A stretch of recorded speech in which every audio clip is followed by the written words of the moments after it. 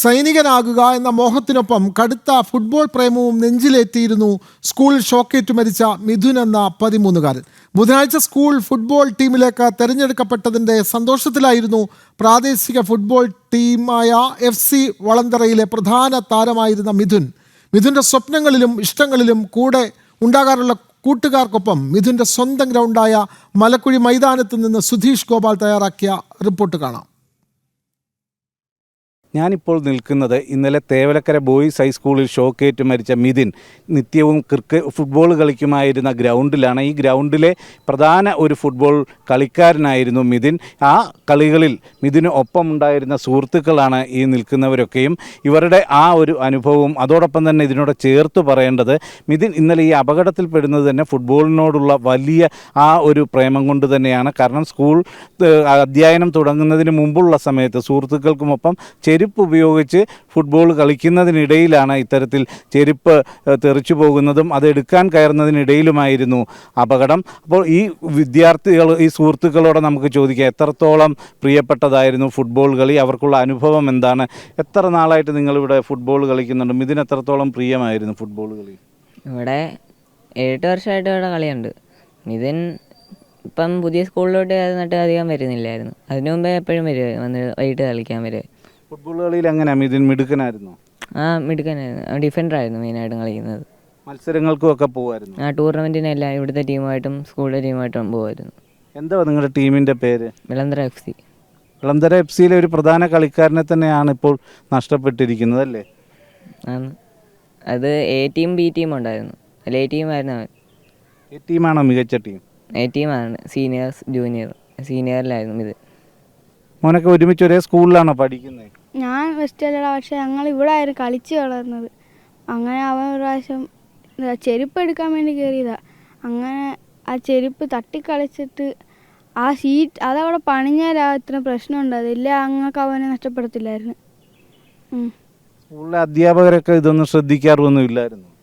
ക്യാമറയൊക്കെ ഉണ്ടായിരുന്നു, പക്ഷേ അവിടെ പിള്ളേരെ ശ്രദ്ധിക്കാൻ ഒരാളൂടെ ഉണ്ടായിരുന്നെങ്കിൽ അവന് ഈ അവസ്ഥ വരുത്തില്ലായിരുന്നു. അവനായാലും നോക്കിയാൽ മതിയായിരുന്നു. ആരും അവിടെ ശ്രദ്ധിക്കുന്നുമില്ല. ടീച്ചർമാരുടെ കാര്യം മാത്രമേ ഉള്ളൂ. പിള്ളേരെ ഗ്രൗണ്ടിൽ വിട്ടാൽ സാറുമാർ പോലും നോക്കത്തില്ല എന്തുവാ ചെയ്യുന്നതെന്നൊന്നും. അതുകൊണ്ടാണ് മെയിനായിട്ടും. ക്യാമറ ഉണ്ടായിട്ട് പോലും അവർ ക്യാമറയെ നോക്കുന്നില്ല. നേരത്തെ ഇങ്ങനെ ഇവിടെ ഇതിൻ്റെ പുറത്തേക്കൊക്കെ കുട്ടികൾ ഇറങ്ങുന്ന സാഹചര്യങ്ങൾ ഉണ്ടായിരുന്നോ? അങ്ങനൊന്നുമില്ല. അതാ ഇവൻ ഈ സ്കൂളിൽ ഇവനോട് അവിടെ ഷീറ്റിൻ്റെ പുറത്തേക്ക് സൈക്കിൾ ഷെഡ് വന്നിട്ട് എത്ര നാളായി? ഇപ്പം കുറേ നാളായി. അതിൻ്റെ പുറത്തൊക്കെ കുട്ടികൾ കയറാറുണ്ടോ? ഇതുവരെ ഇല്ല. ഇതൊരു ആദ്യ സംഭവമാണോ അത്? എത്ര നാളായിട്ടും ഇതിനുമായിട്ട് കൂട്ടുണ്ട്?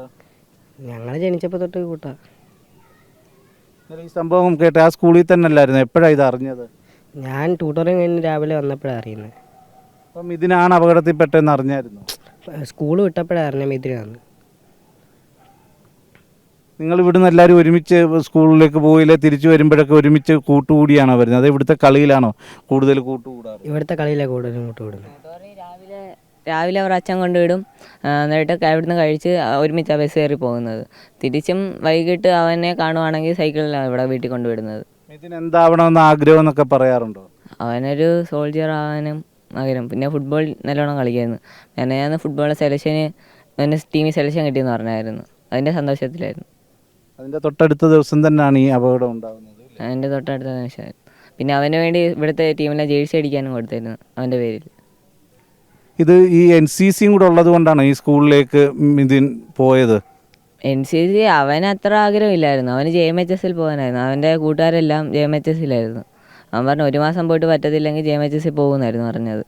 എന്നിട്ട് അവിടെ പോയത്. എന്തു തന്നെയായാലും വേറെ ദാരുണമായ ഒരു സംഭവം ആണ് ഉണ്ടായത്. അതിൽ ഈ കൂട്ടുകാരെല്ലാം തന്നെ വലിയ വേദനയോടെയാണ് ആ ഓർമ്മകൾ പങ്കുവെക്കുന്നത്. ഇവരെല്ലാം ഒരുമിച്ച് ഈ മൈതാനത്ത് ഫുട്ബോൾ കളിച്ച് വളർന്നവരാണ്. ജനിച്ചപ്പം മുതൽ ഞങ്ങൾ കൂട്ടുകാരാണ് എന്നതാണ് ഓരോരുത്തരും പറയുന്നത്. ആ രീതിയിലുള്ള ആ സൗഹൃദത്തിൽ നിന്നാണ് ഈ അവിടെ സ്കൂളിലെ അനാസ്ഥ മൂലം ഒരു ജീവൻ നഷ്ടപ്പെട്ടത്. അങ്ങനെ ഒരു അനാസ്ഥ ഇല്ലായിരുന്നെങ്കിൽ ഞങ്ങൾക്ക് കൂട്ടുകാരനെ നഷ്ടപ്പെടില്ലായിരുന്നു എന്നതാണ് ഈ ഓരോരുത്തരും പറയുന്നതും. ക്യാമറാമാൻ സുമേഷ് പുന്നമടയ്ക്കൊപ്പം സുധീഷ് ഗോപാൽ. മികച്ച ഒരു ഫുട്ബോൾ കളിക്കാരനായി വളർന്നു വരണം എന്നുള്ള മിഥുൻ്റെ ആഗ്രഹമാണ് ജീവൻ തന്നെ അവിടെ പൊലിയുന്ന സാഹചര്യത്തിലേക്ക് ഈ സാഹചര്യങ്ങൾ എത്തിച്ചത്. സങ്കടകരമായ ഒരു അവസ്ഥയിലൂടെയാണ് ഇപ്പോൾ തേവലക്കരയും കേരളക്കര ഒന്നാകെയും അവരുടെ എല്ലാവരുടെയും മനസ്സ് കടന്നു പോകുന്നത്.